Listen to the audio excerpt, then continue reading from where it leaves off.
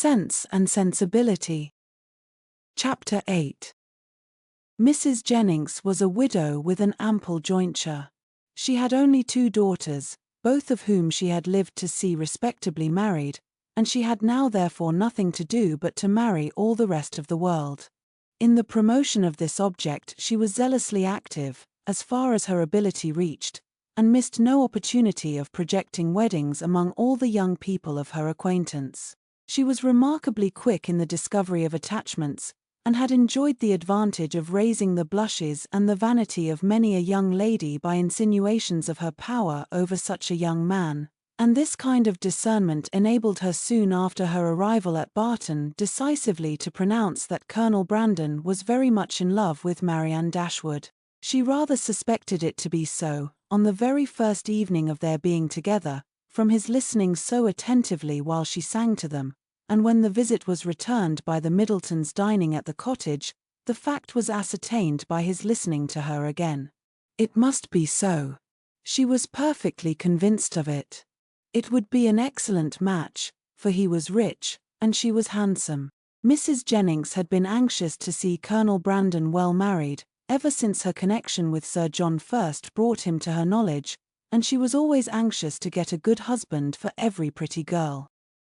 The immediate advantage to herself was by no means inconsiderable, for it supplied her with endless jokes against them both. At the park she laughed at the Colonel, and in the cottage at Marianne.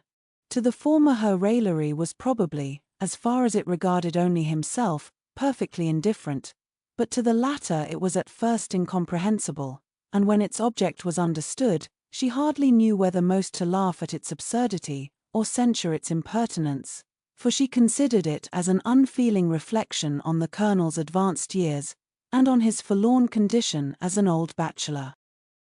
Mrs. Dashwood, who could not think a man 5 years younger than herself, so exceedingly ancient as he appeared to the youthful fancy of her daughter, ventured to clear Mrs. Jennings from the probability of wishing to throw ridicule on his age.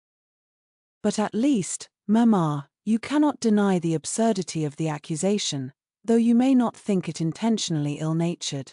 Colonel Brandon is certainly younger than Mrs. Jennings, but he is old enough to be my father, and if he were ever animated enough to be in love, must have long outlived every sensation of the kind.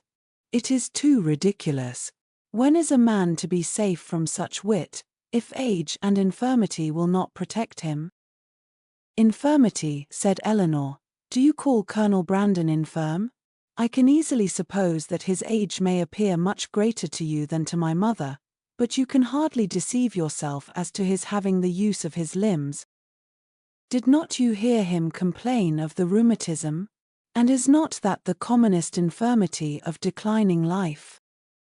My dearest child, said her mother, laughing, at this rate you must be in continual terror of my decay, and it must seem to you a miracle that my life has been extended to the advanced age of 40. Mamma, you are not doing me justice. I know very well that Colonel Brandon is not old enough to make his friends yet apprehensive of losing him in the course of nature. He may live 20 years longer.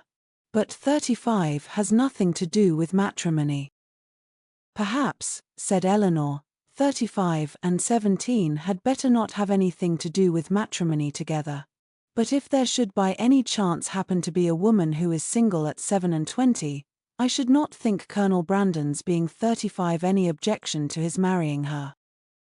A woman of 27, said Marianne, after pausing a moment, can never hope to feel or inspire affection again, and if her home be uncomfortable, or her fortune small, I can suppose that she might bring herself to submit to the offices of a nurse, for the sake of the provision and security of a wife.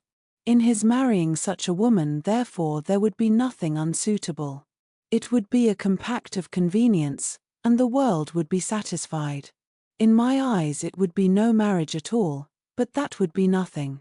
To me it would seem only a commercial exchange, in which each wished to be benefited at the expense of the other. It would be impossible, I know, replied Eleanor, to convince you that a woman of 27 could feel for a man of 35 anything near enough to love, to make him a desirable companion to her. But I must object to your dooming Colonel Brandon and his wife to the constant confinement of a sick chamber, merely because he chanced to complain yesterday, a very cold damp day, of a slight rheumatic feel in one of his shoulders. But he talked of flannel waistcoats, said Marianne, and with me a flannel waistcoat is invariably connected with aches, cramps, rheumatisms, and every species of ailment that can afflict the old and the feeble. Had he been only in a violent fever, you would not have despised him half so much. Confess, Marianne, is not there something interesting to you in the flushed cheek, hollow eye, and quick pulse of a fever? Soon after this, upon Eleanor's leaving the room, "Mamma," said Marianne, "I have an alarm on the subject of illness which I cannot conceal from you. I am sure Edward Ferrars is not well. We have now been here almost a fortnight, and yet he does not come. Nothing but real indisposition could occasion this extraordinary delay. What else can detain him at Norland?" "Had you any idea of his coming so soon?" said Mrs. Dashwood. "I had none. On the contrary, if I have felt any anxiety at all on the subject, it has been in recollecting that he sometimes showed a want of pleasure and readiness in accepting my invitation, when I talked of his coming to Barton. Does Eleanor expect him already?" "I have never mentioned it to her, but of course she must." "I rather think you are mistaken, for when I was talking to her yesterday of getting a new grate for the spare bedchamber, she observed that there was no immediate hurry for it, as it was not likely that the room would be wanted for some time." How strange this is! What can be the meaning of it? But the whole of their behavior to each other has been unaccountable. How cold, how composed were their last adieus! How languid their conversation the last evening of their being together! In Edward's farewell there was no distinction between Eleanor and me, it was the good wishes of an affectionate brother to both. Twice did I leave them purposely together in the course of the last morning, and each time did he most unaccountably follow me out of the room. And Eleanor, in quitting Norland and Edward, cried not as I did. Even now her self-command is invariable. When is she dejected or melancholy? When does she try to avoid society, or appear restless and dissatisfied in it?